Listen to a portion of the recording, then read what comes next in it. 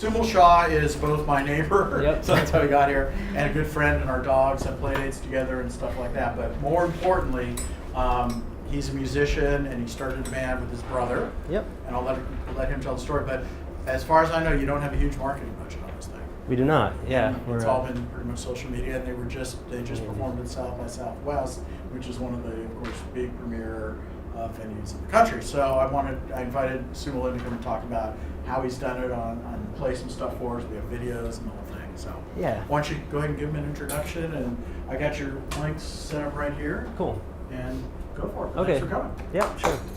Hey everybody, as Jeff said, I play in a band called Wildlife Control. The band is me and my brother lives in Brooklyn, New York. So things are a little tricky for us regarding getting together to rehearse and play shows, and we do that stuff, but most of the time we're separated by this whole country between us.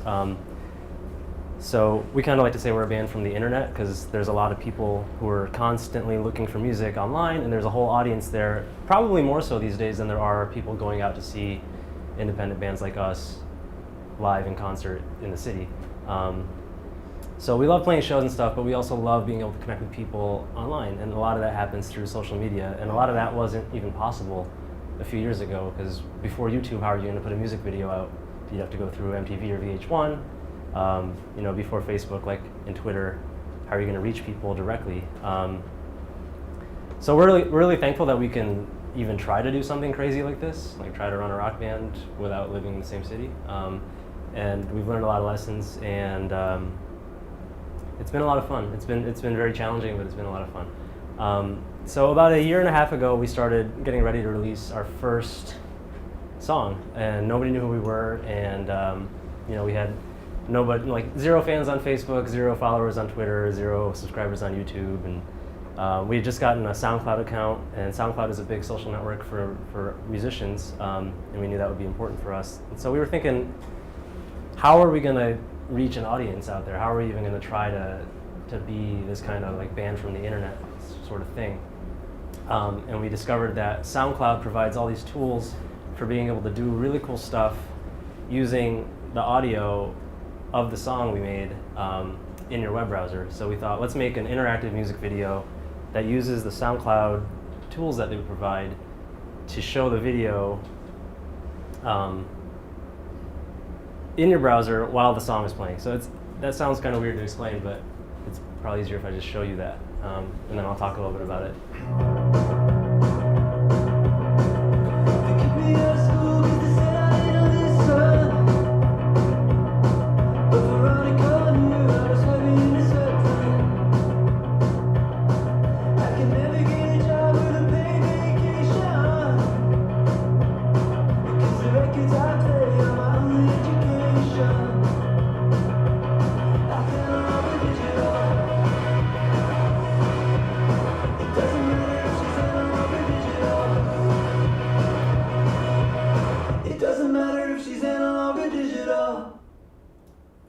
So, like, this isn't really a video in the sense that we had to, encode it and then upload to YouTube and then people watch it and then leave comments below. This is like a live dynamic thing. It's actually just a web page. So I don't know if you guys have any experience making web pages, but all the colors, like all the graphics in the video are just standard web page elements. They're just called divs. It's like the standard building block of a web page. And the page kind of listens to the audio as it's playing and looks up what the colors of all the different squares should be and colors them, and as it goes on, it looks like a little movie.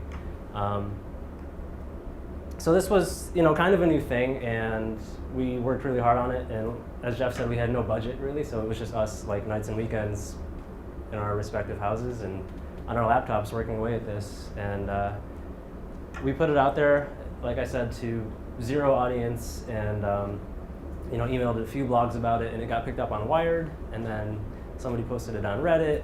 Do you guys know what Reddit is? Yeah. Does everybody know what Reddit is? Okay, Reddit is like a social news site. So people submit links, and then other people vote on those links, and the things that go to the top kind of get a lot of attention, and people can comment and message each other back and forth. Have you guys heard of Dig? It's kind of like Dig, but Dig sort of died a couple years ago, and Reddit kind of took its place. So it's a really cool place to see news about any topic, and there's, kind of, they call them subreddits. There's like little communities about absolutely anything you can think of. So somebody posted our video in like a web design subreddit, and we got some attention there, and from there it got posted on more blogs, and a lot of people liked it on Facebook and shared it on Twitter and stuff. And so we went from 0 audience to, not a huge audience, but something much more than we could have done in the same amount of time, playing shows and trying to reach out to record labels or do sort of the sort of old school stuff that indie musicians were expected to do. So like I said, we're really thankful that we live in a time where you can do stuff like this without a budget and just have an idea and execute it, and have people out there on social media who are going to interact with it and like it. And if we have time, I'll show you the other video. Oh, please. Yeah. Keep going. So this was our first thing, and we had a really good response, and it was really fun. So my brother was out here. We released this, I think, in December 2011. So about a year and a half ago. And then my brother came out here. We played a show in San Francisco in January 2012. And while he was here, we decided to make a music video, like a real music video for the same song.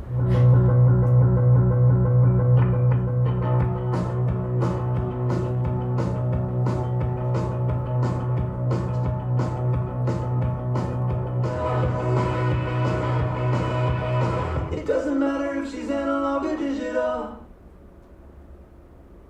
So yeah, that was our our actual music video, and so as you've seen, it's like we've gotten 365,000 hits on it now. So this is by far the thing we're best known for, and it's why we're able to do stuff like play at South by Southwest. And we made it. It was like one take over the course of an entire day from sunrise to sunset on Ocean Beach. I don't know if you know where like those fire pits are out there, but we just set up and took like 3,500 photos, like once every 30 seconds throughout the entire day. Performed the song like very, very slowly while the world went by in front of us or behind us. So that's again like a thing that we were able to do despite our limitations, or maybe because of our limitations, and then just put out there in the world and connect with people through social media. And we've had a really good response doing that sort of thing. So 2 technical questions. 1, what kind of camera did you use? And 2, how did you sync up your drumming? Yeah. Excellent question. Okay, so the first, we just have a Nikon DSLR. It's a D5100. It's a cheapish DSLR by Nikon, and we happen to have one, so that wasn't like a budgetary concern. We knew that was a thing we could count on having, and thankfully it does that feature where you can have it just take a photo every 30 seconds with the same settings, and allows you to stitch them together into a time lapse like that. The other part of it is we made a little like iPad like teleprompter thing that would tell us what part of the song we're at, because we basically have to hold a pose for like 5 seconds. The camera would take the photo. You go to the next pose, wait 5 seconds. The camera would take the photo. Yeah. And so like the routines where we're actually performing the parts of the song, those take like an hour and a half each of just like holding a pose for 5 seconds at a time. And my brother was doing the guitar poses, and so the thing we made like a little teleprompter that would say like you're on, beat 1, you're on beat 2, you're on beat 3, and then if it was a part where we're supposed to be saying something, it would tell us what syllable we need to say with our mouth. Because otherwise, there's no way to keep track of that stuff as the song was going by. So this took a day? It took the whole day. Yeah, we got there at like 4:30 in the morning, and we packed up after sunset. I mean, you see the fade in and the fade out during the video. Like the fade in is just sunrise, and the fade out is just sunset. Like we didn't edit that. So was that all just photographed in timeline, or there was no like After Effects used or anything? Just color processing stuff, but it was all it was just a series of photos. Yeah. I like that scooting across the thing. Yeah.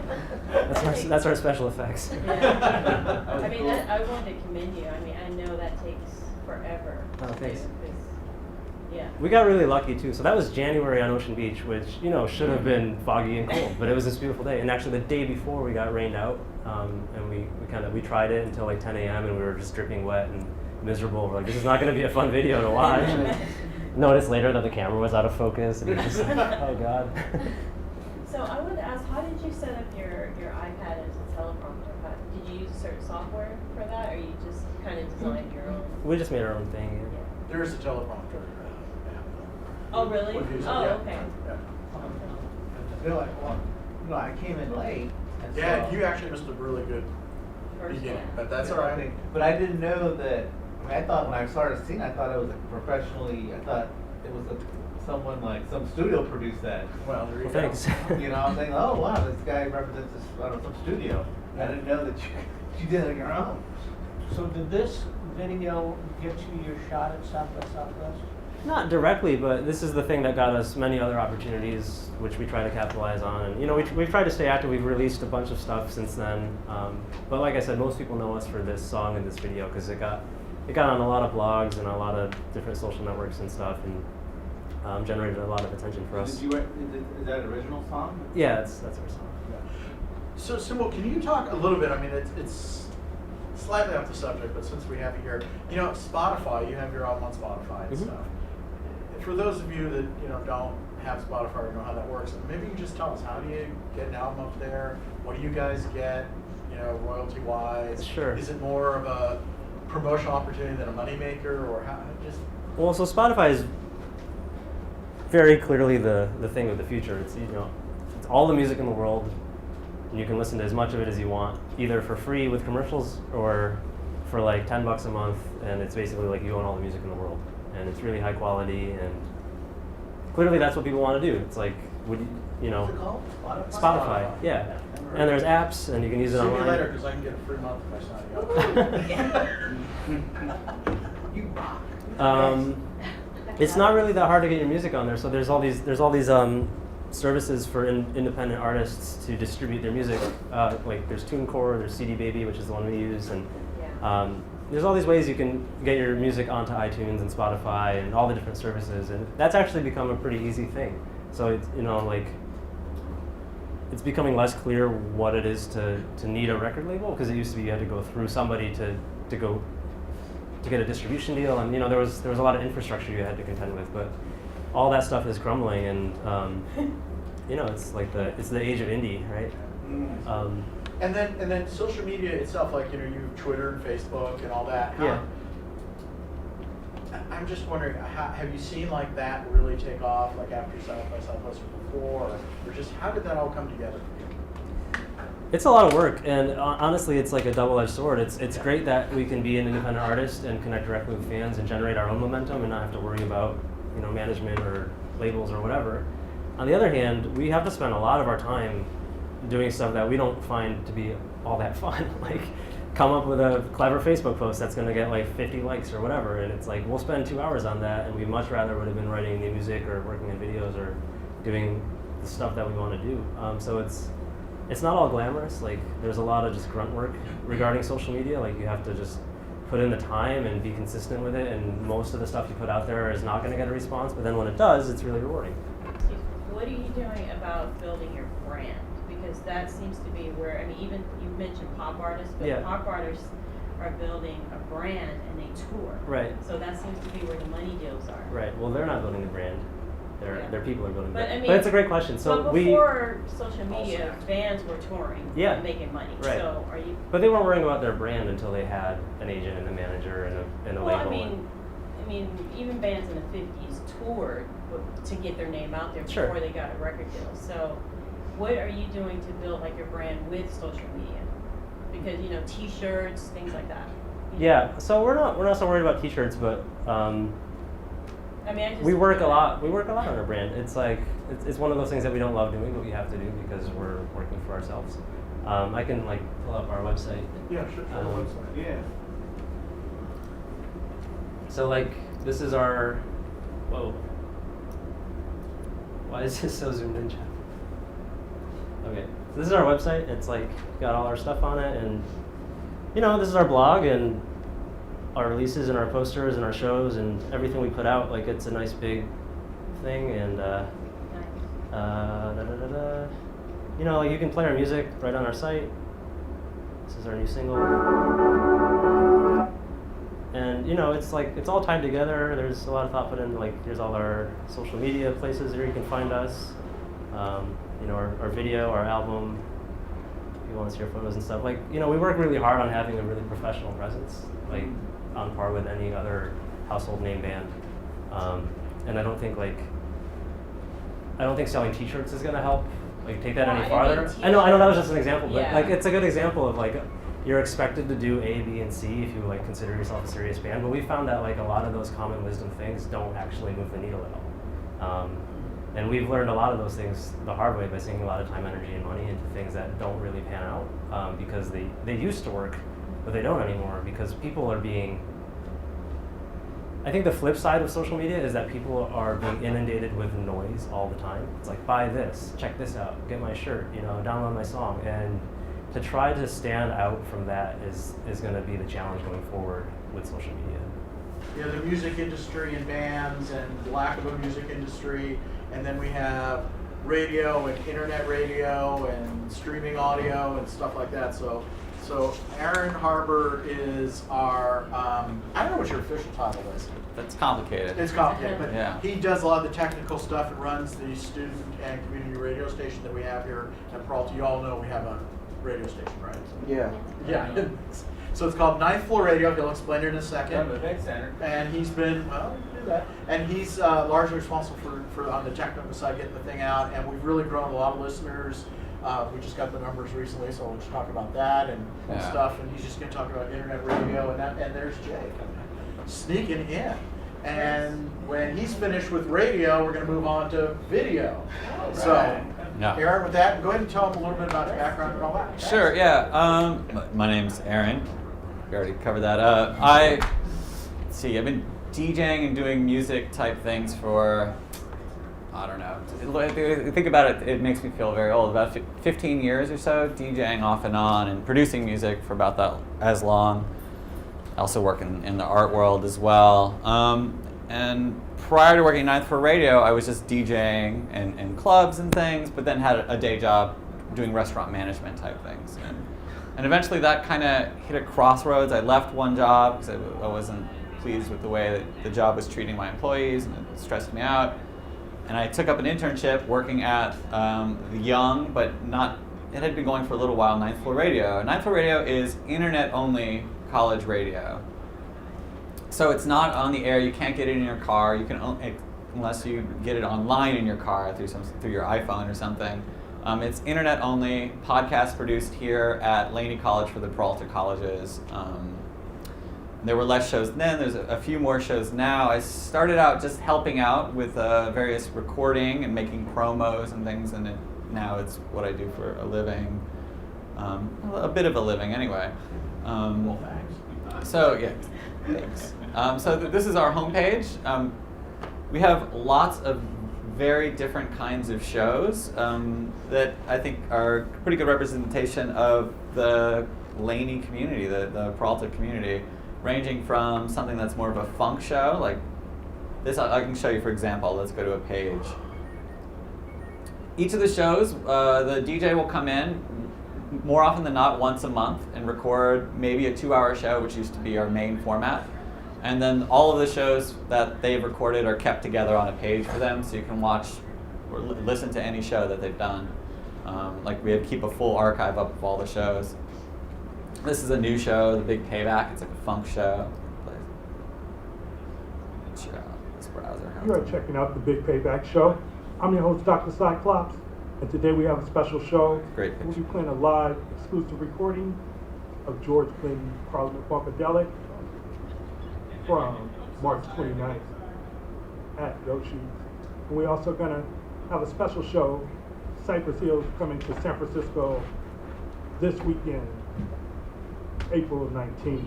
Special 420 show. So we're going to keep it going. So this is a show where he comes in, he plays both new and old funk and R&B and some hip hop. It's a newer show. Let's see, what would be a different show? Oh, I like that. That's a good song. Right? I know. We Right now, we do gotta. not play with Bolton. I know which ones not to play. That's good. Here's not his show. Jazzology. It's too many of the bad words. Jazzology is a good show too. Here's a rock show. Due to Holocaust, this was recorded yesterday from 5 to 7. Talk about the 24/7 stream too. So yeah, all the time on the homepage, there's a stream going of past shows. You just click to listen. And if there's a live show, that's what's going to be coming through. And other than that, it's going to be a playlist of pre-recorded shows.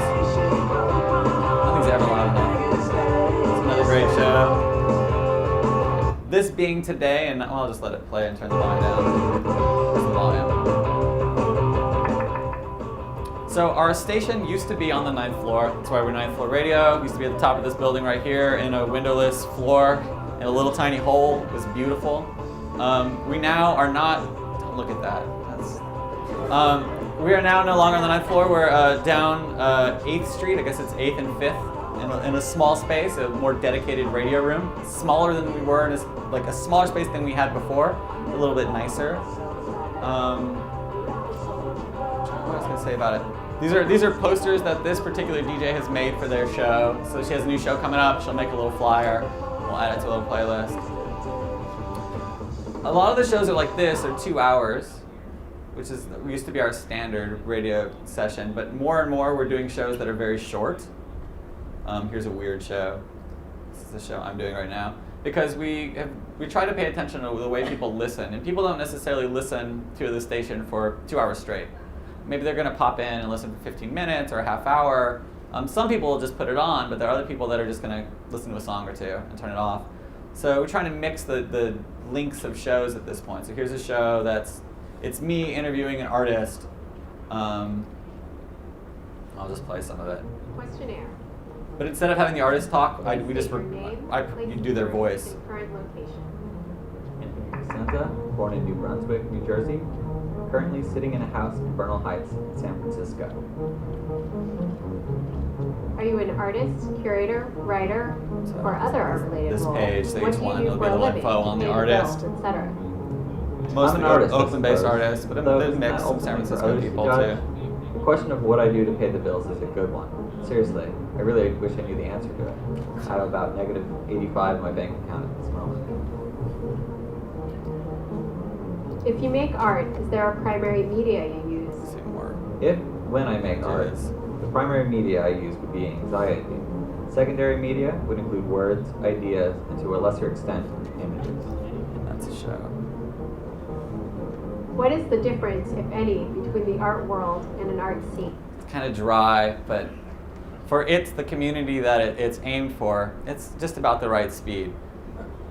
Each of these shows talks to a very different group of people, which makes it both difficult and kind of exciting as a marketing project. So we have our Facebook page here. Let's see. Every time there's a live show, we're talking like, oh, come, listen to the show that's going on right now. In addition, we'll post videos or things that are related to bands that may have been on somebody's show, like this is a band somebody played. We'll post the new episodes of things that aren't necessarily live, like my interview special. There's a couple other people who do interviews.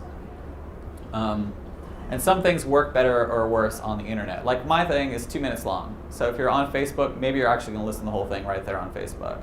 Something that's 2 hours, maybe you're just going to bookmark it or open it in another tab and listen to it later. It's hard, but again, like they're all very different. Like the shows are different. So the person who was listening to that, pretend I'm the artist that I'm interviewing, recorded over weird music talking about contemporary art, is a different person who wants to hear than the guy who wants to listen to, say, would be a good one. This one.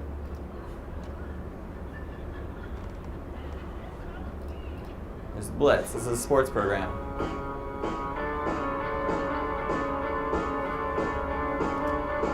This is being recorded in an hour, the new episode. This is something that's weekly because it's sports. Sports doesn't work once a month. It'd be kind of not very terribly exciting. I mean, that's like the old magazine format for sports. It seems really out of date today because people are getting sports on their phone as they're on the bus. You're seeing whether or not your team is doing well or whatever. Let's see.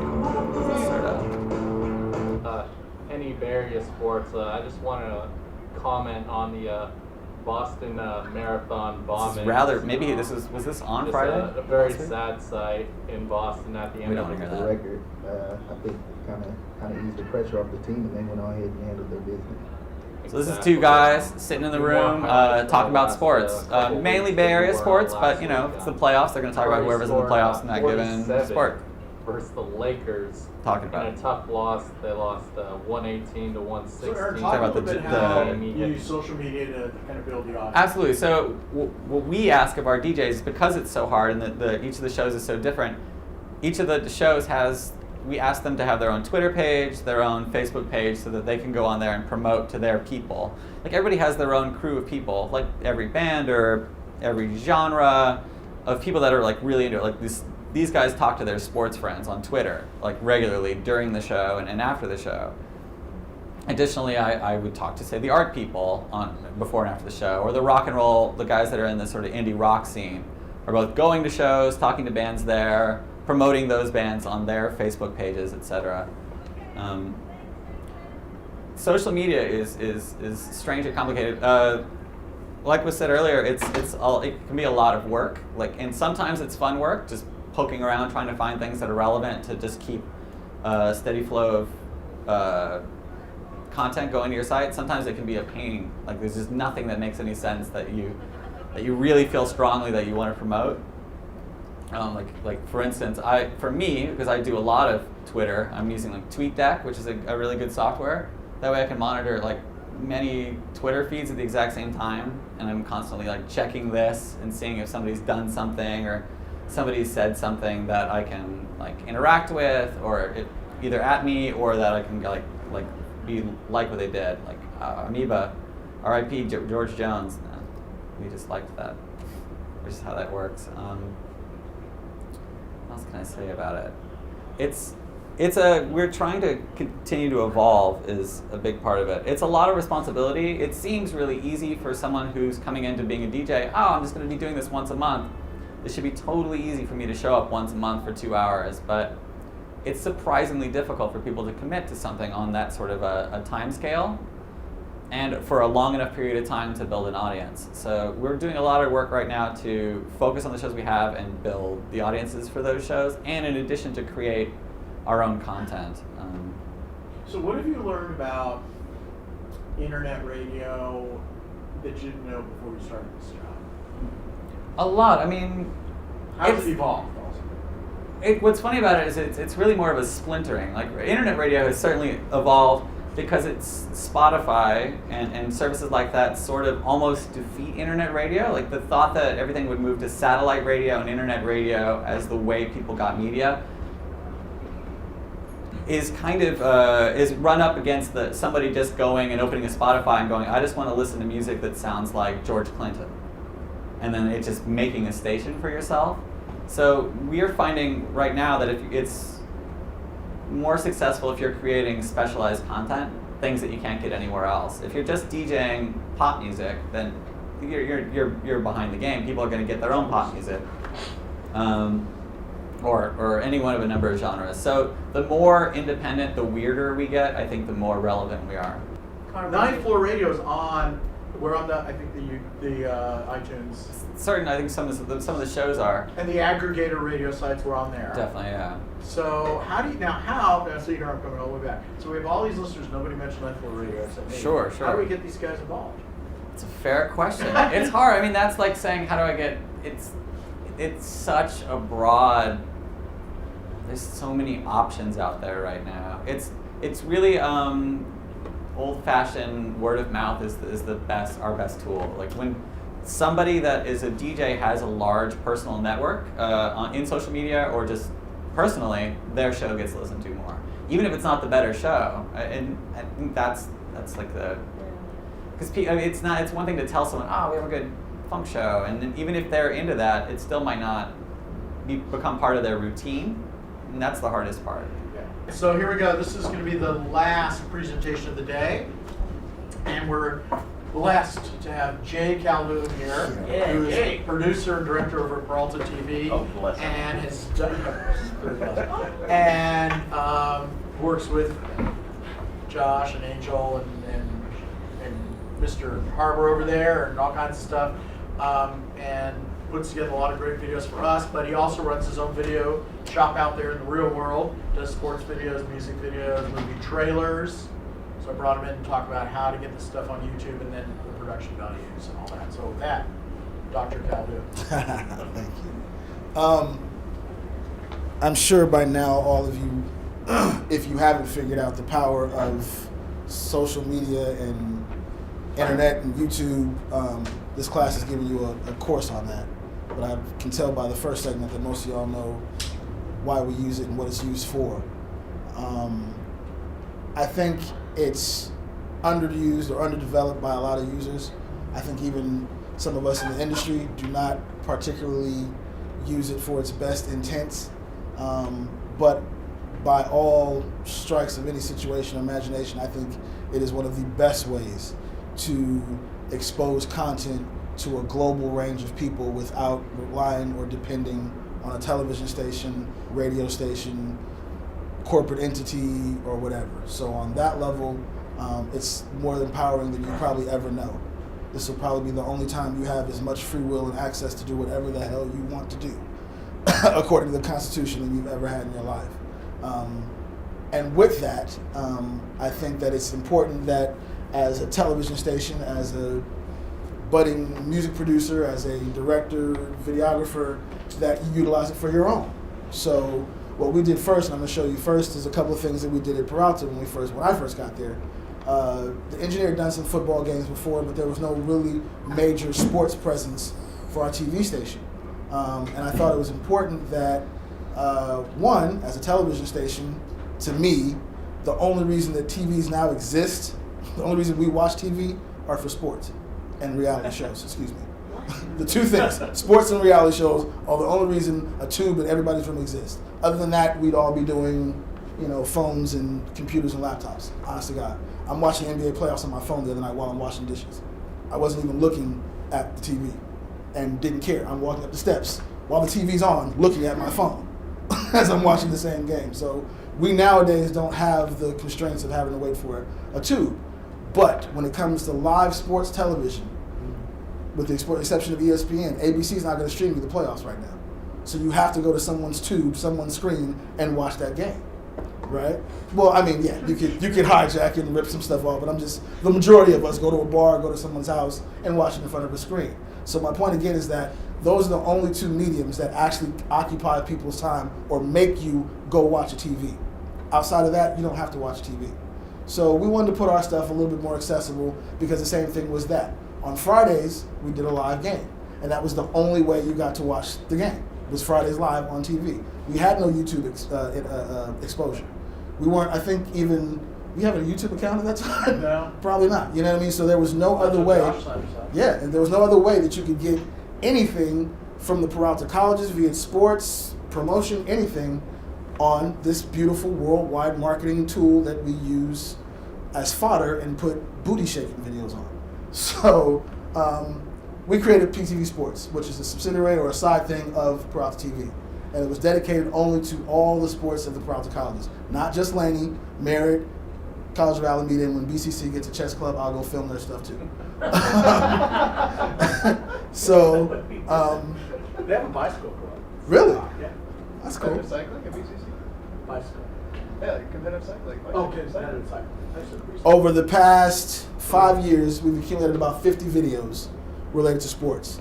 Started with promoting the games that we were doing for the football teams when they were going to bowls every year. Scott and I remember those days. Oh, yeah. To our recent track team and baseball team now going to championships. And again, I think only because of the numbers, and that's another thing we'll talk about, only because of the numbers do I really, say again why it's so important that these ways in which our student athletes are being covered should be continued, and we should always thrive to see them and want to see them, because this is the driving force for our own station. We have some other stuff that I'll show you, but for the most part, most of our numbers come from sports. So here's just a sample of what we did last year. So last year I just did, since we're not doing live games anymore, we're only covering highlights. This is a sample of the Ptv Sports Report. This week, Merritt College Thunderbirds soccer and Laney College Eagles football. This is the Ptv Sports Report. So I also have a side business. So my company is called 11-4 Productions. That's my own personal company. I do commercials, music videos, live production, anything that requires a camera and editing, I do. I will dance on the corner in diapers for money if it requires a camera and editing. I will do it. I swear to God. That's what it takes. That's what it takes. I use everything. I use the 5Ds. I use the Canons. I use the HPXs. I use everything. We edit primarily on Final Cut, although I was trained on Avid, so I'm versed in both.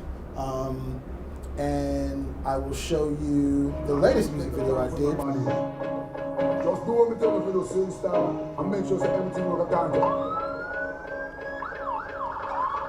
Watch out! Oh, you're still on the corners, for these streets is filled with fucking informers. They don't mean you. That was shot on a Sony FS100, which is a new camera to kind of match the, it's a poor man's red, so to speak. But it's a great camera. We use Canon lenses on that. Little lighting, but as you see, most of it was during the day. I want to show you the end of it, but it's too long. What I really want to show you is something that Jeff kind of, I think, wanted me to really show you is another cross-pollination of promotional thing. Aaron kind of mentioned it, how the radio station uses YouTube. Well, businesses, Clorox, Snickers, all those other people, they use YouTube as well. And particularly locally, the Oakland Raiders used it, and I had the fortune and pleasure of doing a Raider video for one of their, what they call super mascot groups, and it was called Solidarity. We did it for the campaign 2 years ago, and I'm going to show you that one. For the Raider fans in here, you all know that Al passed away. Al Davis is the owner of the Oakland Raiders, and he passed away. So the super fan group made a song. This particular song, this particular video, I was really proud of because the Davis family actually gave us permission to do it. And we're the only video entity that they actually gave permission to do it because there's a documentary coming out about him next year. So they had to sequester every piece of video, archival footage, photo that they ever had and sue about 1,500 people to get it. So we were actually fortunate to do this. So hope you enjoy. And in Oakland, it was a memorable day for the entire Raiders organization and fans as they honored Al Davis. And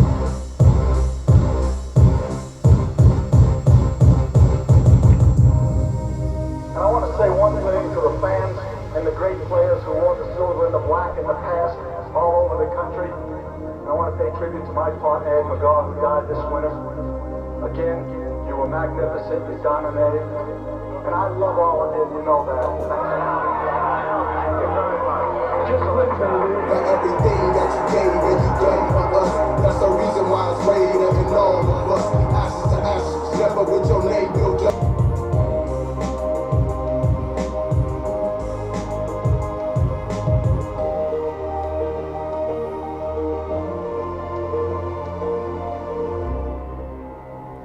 So when you go to the games next year, you may see these videos.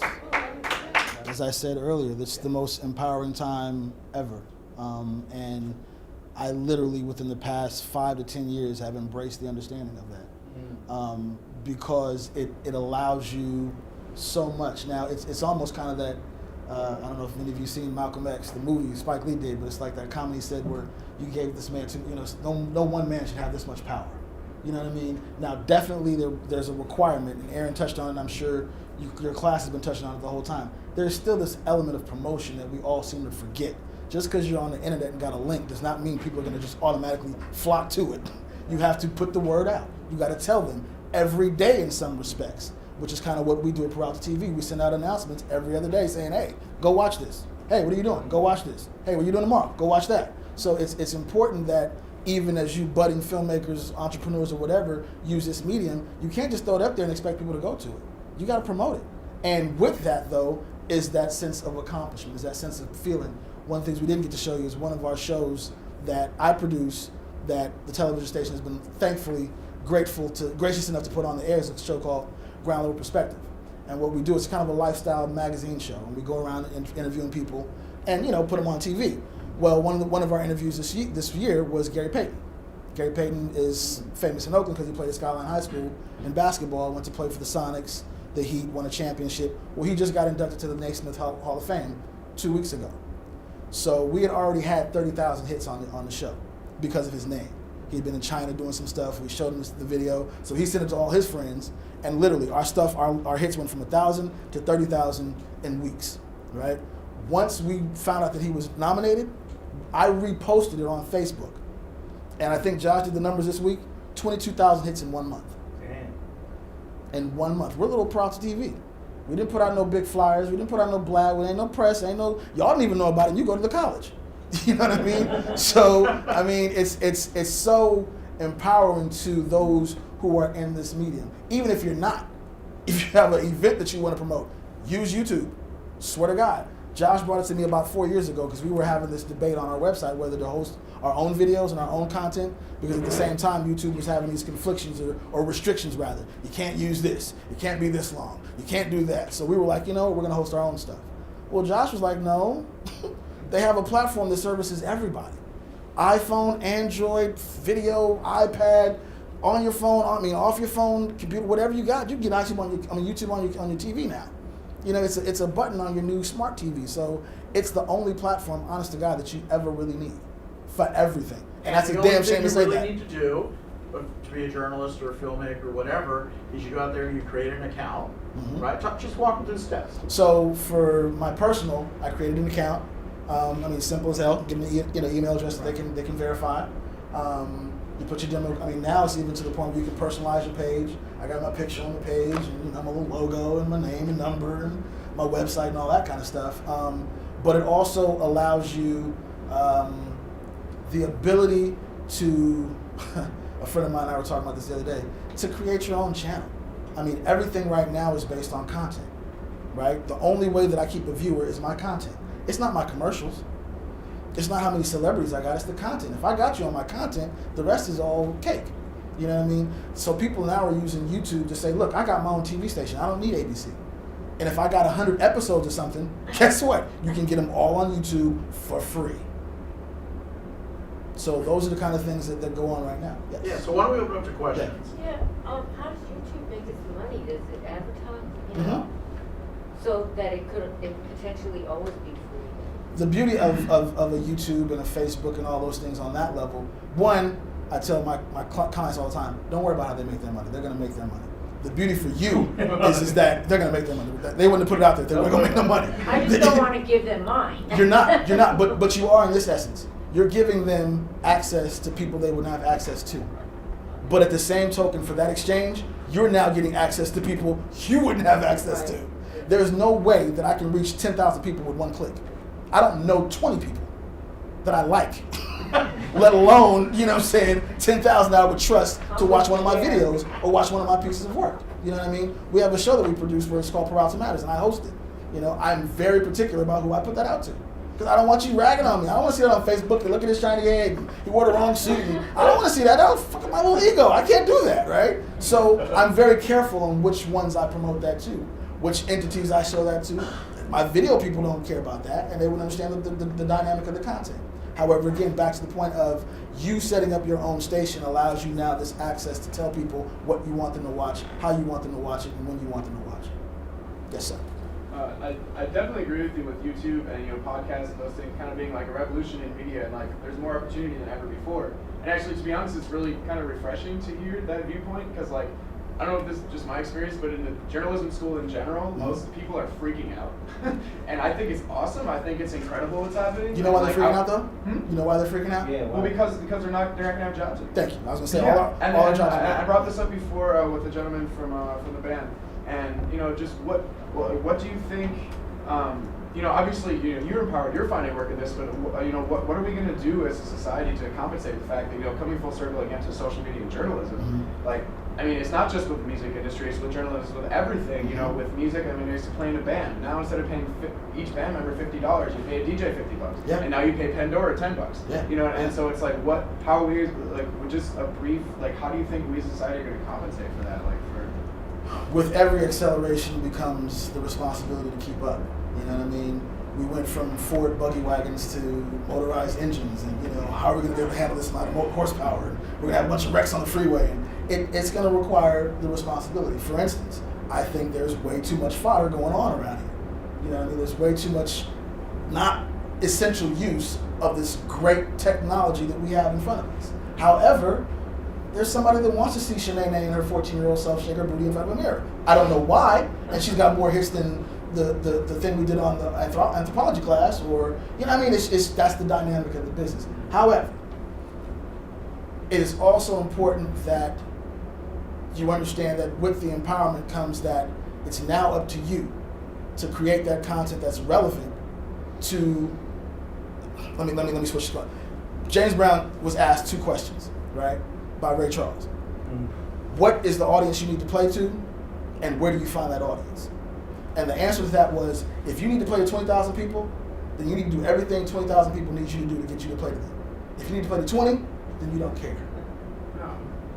Okay. So if you want to get numbers and want to get YouTube hits and get endorsements and get financial advertising dollars because you got 500,000 hits every time you put out a video, then understand that you're going to have to put out some bull crap. You're going to be crafted by... You're going to be told what to put out. That's what they want you to do. It's still a cookie cutter business. That's the problem, right?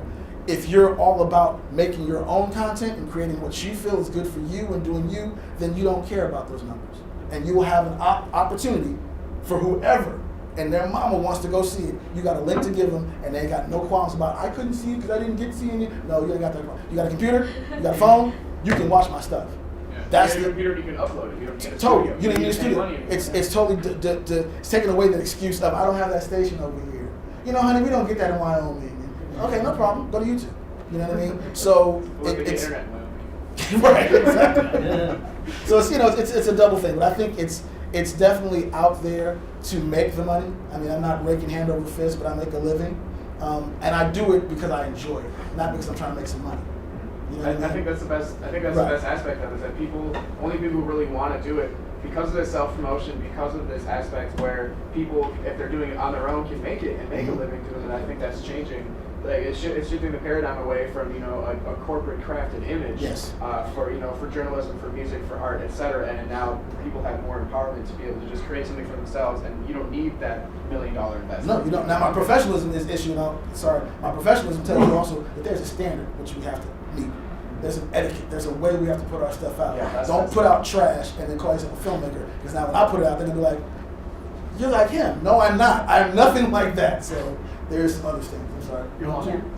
So I have like a question and then I have a disagreement. Mm-hmm. So the question is first, so you mentioned Avid, which is pretty much the high end. That's like film. That's like major motion film. Not anymore, but it used to be the standard. Yes. Yeah. Well, it was Final Cut Pro. Now they're going between Final Cut Pro, Adobe Premiere, and then Avid. Right. So since you're making music videos, have you shot like any films? I've like actually films? I just finished 2 films, Okay. And I'm shooting another one this year. Okay. This will be the only one. This year will be the first one I direct by myself. The last 2 I've edited and produced. Okay. So my question is, just which software do you like working with? And then when you are doing the voiceover for the games, are you doing a play-by-play? Are you writing it? You know, are you doing it, or are you actually Are you trying to get my secrets? I can't. No, do it I'm if a I have full-time to media kid. major, so I use all. Scott can help us with this. There's a website called CCCA Sports, and they have statistics at every game. Oh, okay. The problem I used to have with that is kind of what Aaron was saying about the sports show, right? So the games happen on Friday night, right? I try to cut them by Monday. They don't put out the stats till Tuesday, Wednesday. Yep. Right, so So I you're gotta not wait. at the game, right? I'm at the game. No, I Okay. can't. I'm filming at the same time. Okay. Right? So I have to wait 5 days after the game happened to get the stats to put that together. So by the time I put this game out, it's a week and a half after the fact. You know what I mean? But that's how I would get my stats. And they actually have a section where it goes scoring, play-by-play. So I get if you saw I had the little graphics that said the amount of plays, the yardage, the time it took, I snatched all that from CCA. So again, online resources to grab your information, your stats, your statistics, and then plug them in. The lady don't get that? Wait a second. They do. Scott does it every game. But I'm the statistician. Yeah. I input those statistics. Yeah, no, Scott does it every night. So Scott, you give them to CCA, right? Yeah. He's the one that gives Why them can't to you him. just get them from him instead of waiting? Because I was just being a moron and not going to Scott. Oh, okay. You know, I was usually doing these over the weekend too. You know what I mean? I wasn't in I contact. spend most of Saturday doing statistics. Doing sticks. And then Okay, so my disagreement with you is when you first started off and you were just saying how, because I'm a sports enthusiast, I love sports, but when you were just saying that people are only watching sports or reality shows, so I'm in the film world and this is kind of like the year of the one female writer. There's a lot of there's a lot of writing that's happening in the regular film and TV industry, and then there's a lot of writing that's coming from the internet, and people are getting, they're getting exposure, they're getting recognition, they're getting deals, and they're getting awards, but they're also educated in their craft. So it's not just random, like a million hits and you've done like 20 transitions in one edited video. I mean, I know how all that stuff goes. So the point I'm making. Wrap it up, as they say. Okay, sure. Well, you guys took up all my time. Well, hurry up, hurry up. Yapping. Hello. Okay, so the point I was making is that there is still good writing, and I'm trying to be a part of that. And so I know what you were trying to say, but I want to encourage you to always, be open to like the women that are writing and independent. There's a Tribeca Film Festivals. I'm way open to them. I'm actually editing a woman's video right now, a film that she's putting out right now. It's going into Martha's Vineyard's Film Festival on May 1st. But the point I was making was that the only thing that gets support, the only thing that gets financial support, the only thing that gets the actual drive of advertising, promotion, and real support TV-wise are sports and reality shows. That's what my point was. Even to your independent film writers, they're not going to take their script to Columbia and automatically get $500,000. Why? Because one, they're a woman. Two, because you're an independent filmmaker and you ain't done nothing last year to make me want to give you $500,000. So that's what I was actually pointing out to. I think you're absolutely correct. That's not necessarily true. We can go back and forth. I work in the business. This is what I know as of right now. And I'm not saying that what you're saying isn't true at all. I'm saying right now, in the medium of television, the things that are getting thrown big budgets, Fox TV just shut down KTVU. Shut down KTVU. What? Shut them down. What? Listen. Shut them down to say, look, between 9 o'clock in the morning and 6 o'clock p.m., Friday through Monday, you don't do nothing but sports. That's all you do. I don't care about who got shot. I don't care about no local community service. I don't care about no woman's film. From 9 to 6, we own your station. Don't put nothing else up. When that kind of infrastructure is being set up in advance, that's showing that they're supporting that more than they're supporting anything else. And that was the point I was trying to make. Was that big budget for all of us who may want to see ourselves playing big budget roles? That's what they're driving. Well, you should also go to like a panel where there are women like Shonda Rhimes. I just got off of a film festival panel 2 weeks ago. Okay, let's not have. We don't have time for a giant debate. Yeah, I'm not debating. Yeah. I'm just saying. Okay. So questions? Yeah, good. Well, it just seems that people don't have to go like to Hollywood or New York to go into this. That's very true. That's so true. Business. They can stay in, Cleveland or. I mean, but the issue again goes back into the promotion, right? I mean, kind of getting to her point, what I just said off the film festival. I'm doing another one in 2 weeks. There's another one after that. You still got to promote your stuff. You still got to put it out there. You still got to make all these people who don't know you, and then on top of know you, like you. Then on top of like you, like your product. You know what I mean? So there's all these even though it's available and it puts you out there in this global market, there's still this other leg that we don't take into consideration. A lot of people don't take anywhere in consideration that, I just put it on YouTube, but I didn't promote it. But do you want to get the people from New York and Hollywood to like you, or do you want to get the mass? That's a double-edged sword, right? Because I've worked both mediums. I've worked for Sony Pictures. I've worked for Paramount. I've done, I did Tupac's Resurrection. I did Badass with Mario Van Peebles. I've done a lot of major big house stuff. I like the ease of working with them. When I show up, I just do my job. Ain't no flip-flam. I don't got to bring my own gear. I don't got to drive my own car. I don't got to, the food is there. You know what I mean? Yeah. So working with them is a whole nother deal. At the same token, working with them was, sitting around for 4.5 hours, not being creative. You know what I mean? I'm a creative person. I like to do stuff. I like to get in it. I'm a grunt somewhat, So I want to get in and work. I want to work with the actors. I want to talk to the producers. I want to, you know what I mean? And those big budget movies, every person does their job, which is why the film comes off right. You do your job. That's it. If you're a gaffer, gaff. Don't ask me about no film stuff. Don't ask me about no stock. Gaff and shut up. And that's what they expect you to do on big budget films. And you get out of line, you're fired. You come asking the DP about something and all you're supposed to be doing is grip, get out of here. He's busy. Aren't they union?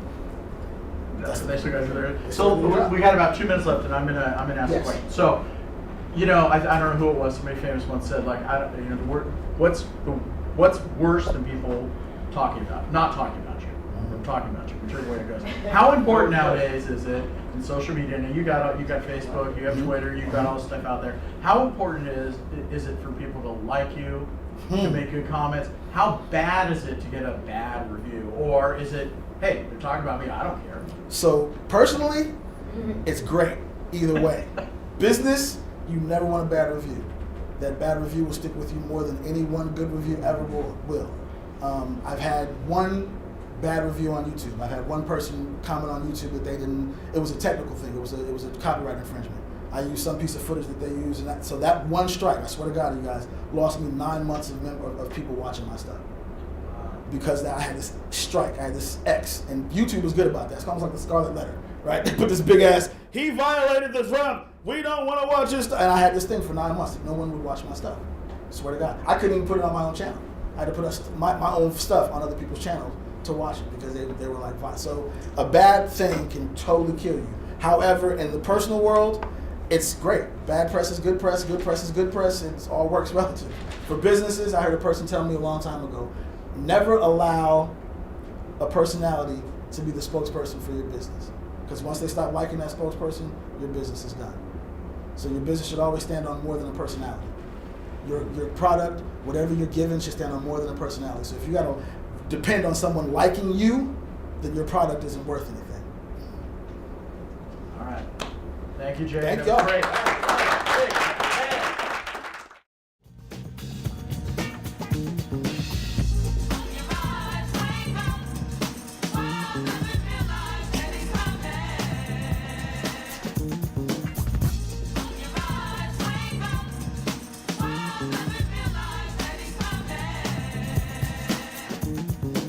Now give it up for my dish. This chop. Now give it up